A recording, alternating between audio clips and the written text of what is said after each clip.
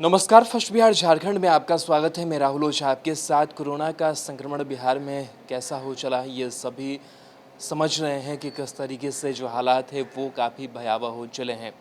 अगर हम बात करें मुख्यमंत्री, डिप्टी सीएम, तमाम जो बड़े नेता हैं, वीआईपीज़ हैं, उन तक भी कोरोना का जो संक्रमण है वो पहुंच चुका है। बीजेपी नेताओं की बात करें तो खबर निकल कर के ये सामने आई कि 75 जो नेता हैं वो कोरोना संक्रमित पाए गए हैं।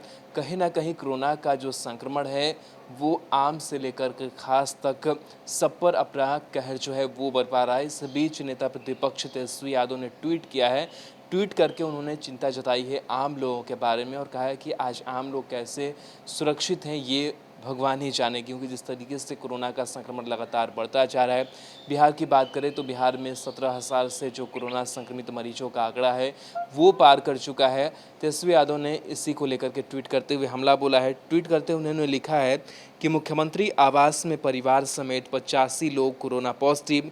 वर्चुअल रैली के कारण बिहार बीजेपी के 75 नेता संक्रमित। उप मुख्यमंत्री आवास के निजी स्टाफ सहित अनेक लोग संक्रमित। मुख्य सचिव और सचिवालय के अनेक कर्मचारी संक्रमित। बिहार में जब सीएम, डिप्टी सीएम, मंत्री सुरक्षित नहीं हैं तो आम आदमी का क्या।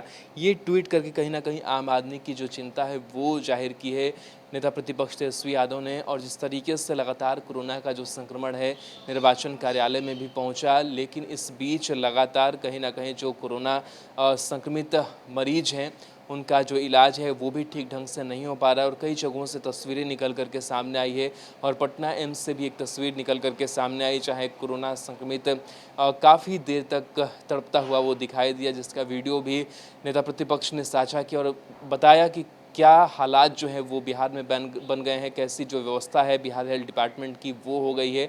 लगातार जो स्वास्थ्य मंत्री हैं बड़े बड़े दावे हुए इस विभाग की तरफ से, लेकिन आज हालात बद से बदतर होते चले जा रहे हैं। और वाकई देखा जाए तो जिस तरीके से बिहार के हालात बने हुए हैं, हालांकि एक चीज़ गौर करने वाली बात ज़रूर है कि बिहार में रिकवरी रेट कहीं ना कहीं ठीक है। 70% से ज़्यादा लोग रिकवर कर रहे हैं, यानी कि जो लोग हैं वो ज़्यादा संख्या में ठीक हो रहे हैं। ये एक अच्छे संकेत दिखाई दे रहे हैं। लेकिन उसके इतर अगर बात करें तो लगातार कोरोना संक्रमित मरीजों के आंकड़ों में लगातार बेतहाशा जो वृद्धि है वो होती जा रही है।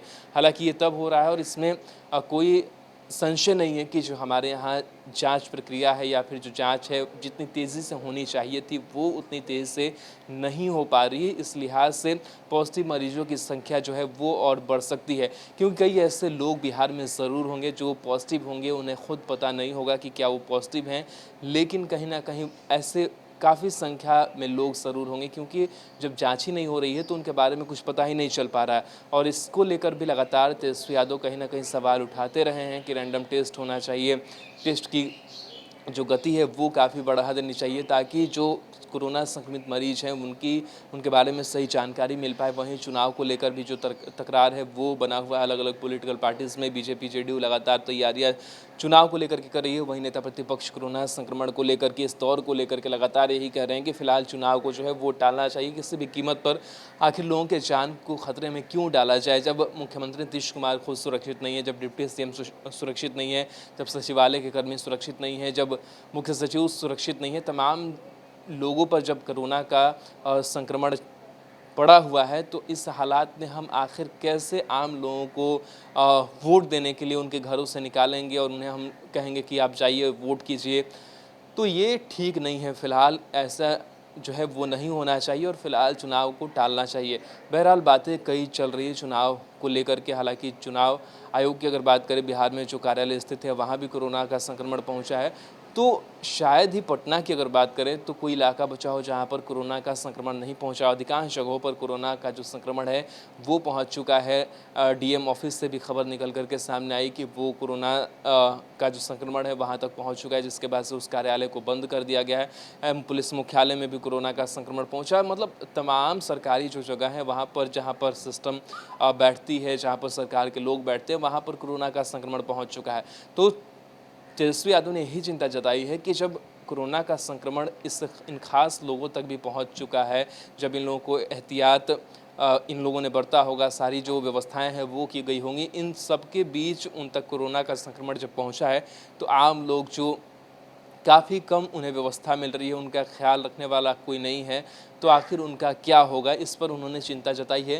खैर, जो आम लोग हैं, जो पब्लिक है, उसको ये समझना होगा कि सरकार जो कर रही है, लेकिन अपने स्तर से भी वो कितना एहतियात जो है वो बरत सकें, क्योंकि ये जग ज़ाहिर है कि अगर कोरोना के हालात बिगड़ते जा रहे हैं, अगर पॉजिटिव मरीजों की संख्या बढ़ रही है, तो उतना जो व्यवस्था है, उतना ख्याल जो है वो सरकार नहीं रख पाएगी। हमने देखा किस तरीके से जब मज़दूर, बाहरी मज़दूर आ रहे थे, प्रवासी आ रहे थे, तो उनके सिलसिला आने का शुरू हुआ तो क्वारंटाइन सेंटर बनाए गए।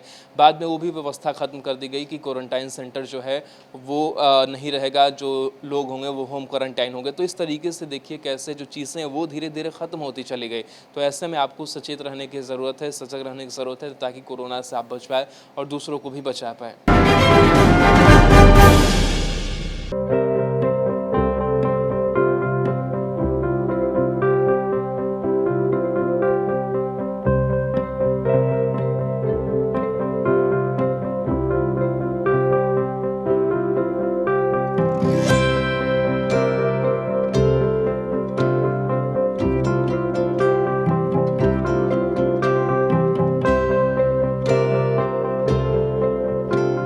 एक जिंदगी बचाने वाले को हीरो कहते हैं और 1000 जिंदगी बचाने वाले को health care worker. Our heart never hardens, our temper never tires. Our touch never hurt. We value what we do.